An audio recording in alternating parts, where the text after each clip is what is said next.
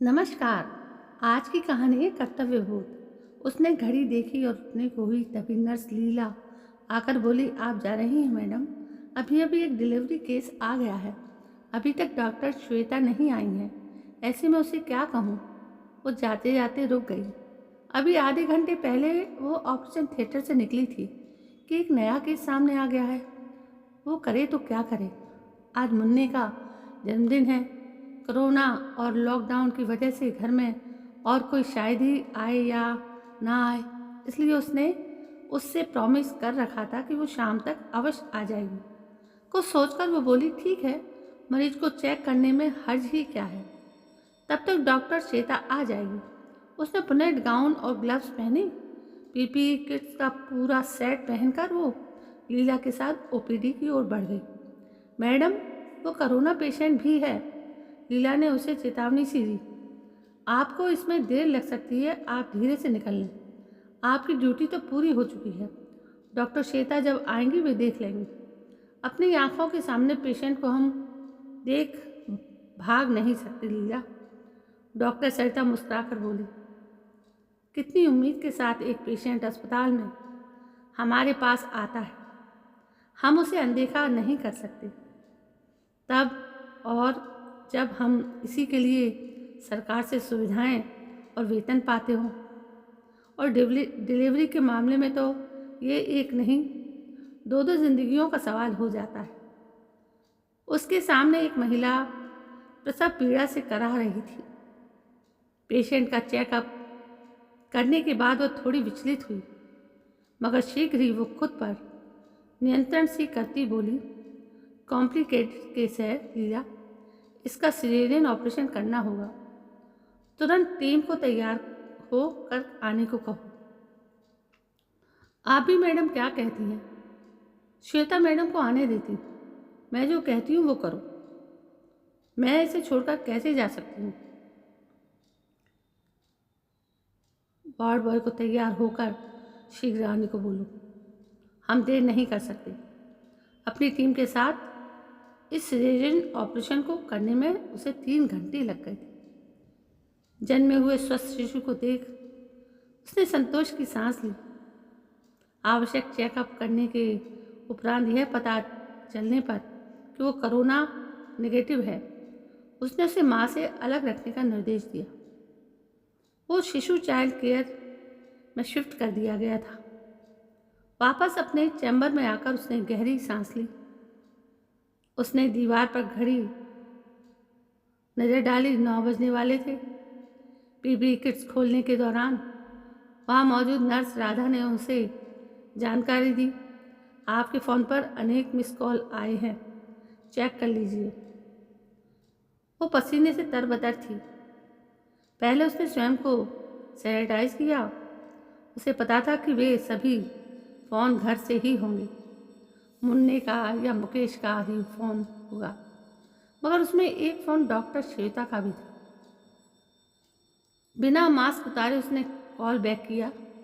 श्वेता उधर से बोल रही थी, क्या कहूँ डॉक्टर सरिता, पता नहीं कैसे मेरी सास कोरोना पॉजिटिव निकल आई। मैं उसी की तीमारदारी और भागदौड़ में पूरा दिन निकल गया। अभी भी घर में ही हूँ, उनकी देखरेख चल रही है।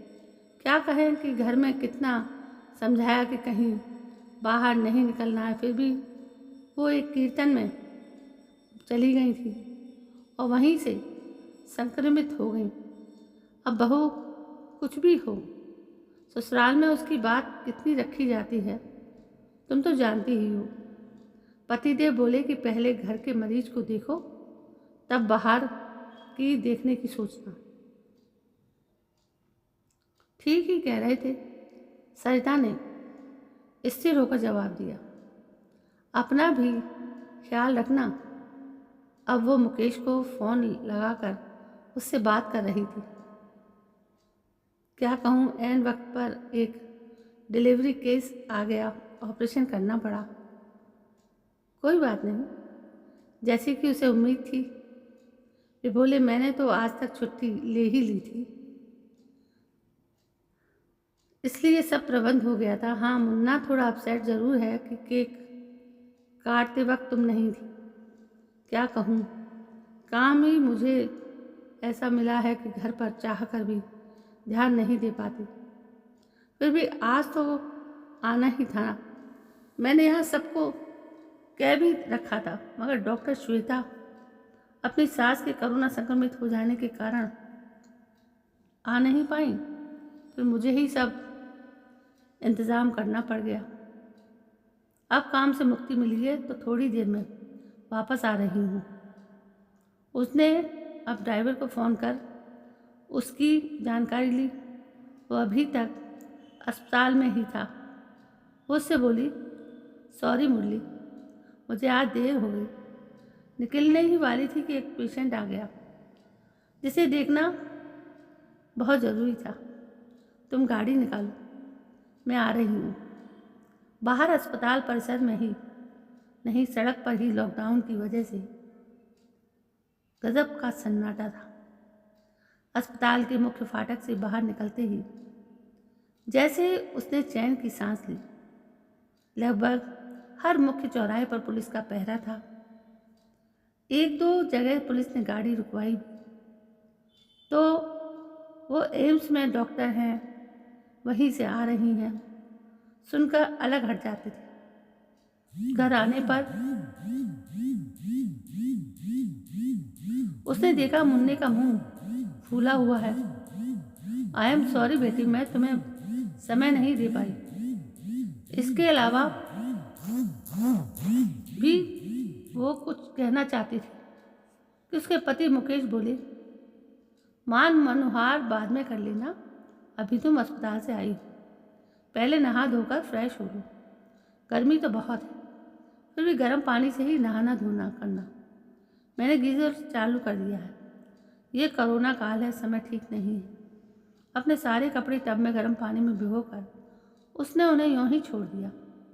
अभी रात में वो स्नान भर कर ले, यही बहुत है। स्नान करके जब वो बाहर आई तो मुन्ने की ओर देखा। गालों पर आंसुओं की सूखी धार थी, शायद जिसे महसूस कर वो तड़प कर रह गई। वो निर्विकार भाव से उसे ही देख रहा था। मुकेश वहीं खड़े थे। उन्होंने चुप्पी तोड़ी। तुम्हारी मम्मी दो दो जान की रक्षा करके आ रही है, थैंक यू बोलो मम्मी को। वो कुछ बोलता, उसने आगे बढ़कर मुन्ने को छाती से लगा लिया।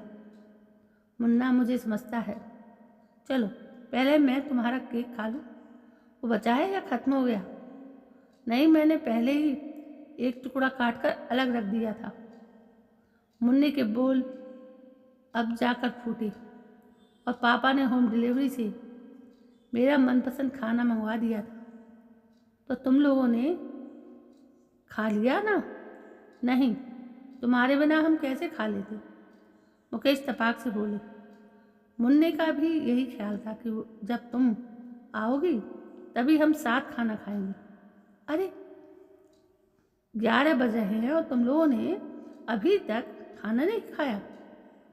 वो डाइनिंग टेबल की ओर मुन्ने को हाथ पकड़ बढ़ती हुई बोली, चलो चलो, मुझे भी भूख लग रही है।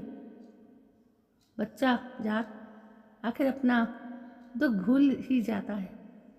खाना खाते हुए पूरे सप्ताह के साथ मुन्ना बताने लगा कि पड़ोस के उसके साथियों में कौन कौन आया था, किसने गाना गाया, किसने डांस किया वगैरह, और किसने क्या गिफ्ट किया। खाना खाने के बाद वो मुन्ने को ले उसके कमरे में आई और उसे थपकियाँ दे देकर उसे सुलाया। फिर वो अपने कमरे में आई। वहाँ पलंग पर मुकेश पहले ही नींद की आगोश में जा चुके थे। उसे मालूम था उसकी अनुपस्थिति में उनको कितनी मशक्क़त करनी पड़ती होगी।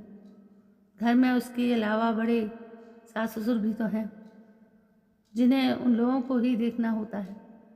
नींद तो उसे भी कसकर आ रही थी, मगर जब वो बिस्तर पर गिरी तो सामने जैसे वो नवजात शिशु आकर खड़ा हो गया था, जैसे कि वो उसे धन्यवाद दे रहा हो।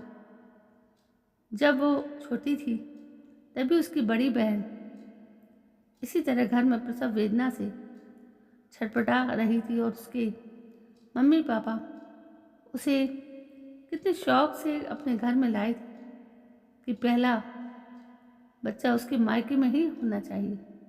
और डॉक्टर की जरा सी लापरवाही का है या देरी उसका ऑपरेशन नहीं हो पाया और वो उस नवजात शिशु उस बच्चे को दोनों ही काल के मुंह में समा गए थे। तभी उसने संकल्प किया था कि वह डॉक्टर बनेगी। कितनी दूरी मेहनत करनी पड़ती हुई थी। उन दिनों पापा एक साधारण क्लर्क थे, फिर भी उनकी इच्छा थी कि वो डॉक्टर ही बने। अपनी तरफ से उन्होंने कोई कोर कसर नहीं रखी थी और उसका हमेशा हौसला बढ़ाते रहे। यही कारण था कि प्रथम ही प्रयास में उसने मेडिकल की परीक्षा क्वालिफाई कर ली।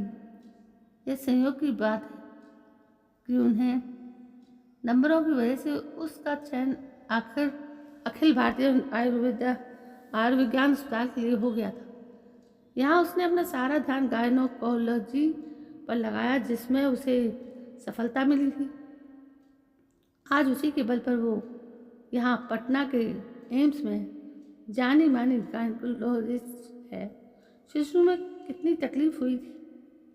सभी पापा से कहते बेटी को सिर्फ ऊंची पढ़ाई पढ़ाकर क्या होगा, उसकी शादी के लिए भी तो दहेज के लिए ढेर सारा रुपया चाहिए, वो कहाँ से लाओगे।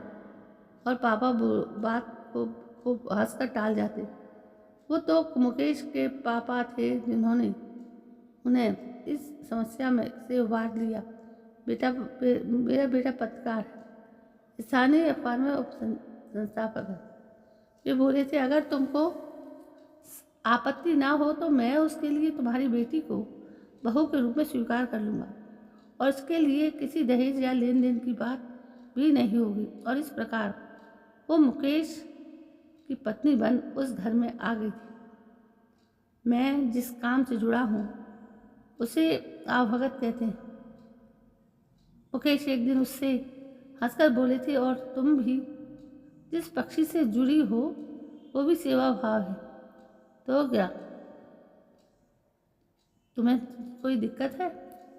यह सेवा भाव ही तो है जो हम में हिम्मत और समन्वय का भाव उत्पन्न करता है। उसने भी हंसकर ये जवाब दिया। और जब हम दूसरे के केंद्र के कुछ कर सकते हैं सकते हैं तो अपने के लिए तो बेहतर हो रही सही से जी सकते हैं, रह सकते हैं। अचानक मुकेश उसे देखकर चौंके और बोले अरे अभी तक सोई नहीं? सो जाओ भाई, जितना समय मिले आराम कर लो। क्या पता कि कब अस्पताल में तुम्हारा बुलावा आ जाए। इस कोरोना काल में वैसे भी सब कुछ अनिश्चित है। ऐसे तुम्हारे कर्तव्य बोध को हम देख हमें भी रश्क होने लगता है। उसने हंसकर अपनी आंखें बंद कर ली थी। तो दोस्तों, अपने कर्तव्य की वजह से सरिता अस्पताल से जल्दी नहीं आ पाई अपने बेटे की बर्थडे में, इसलिए बेटा नाराज़ था। कैसी लगी आपको ये कहानी? कहानी बहुत शानदार थी और हो सकता है आपको भी पसंद आई हो। मुझे बहुत पसंद आई है। अब मैं कल फिर हाजिर होती हूँ एक नई कहानी के साथ। और यदि चाहें तो मेरे इस चैनल को सब्सक्राइब जरूर करें जिसका नाम है हमारी कई। विदा लेती हूँ कल तक के लिए। तब तक के लिए जय हिंद, वंदे मातरम।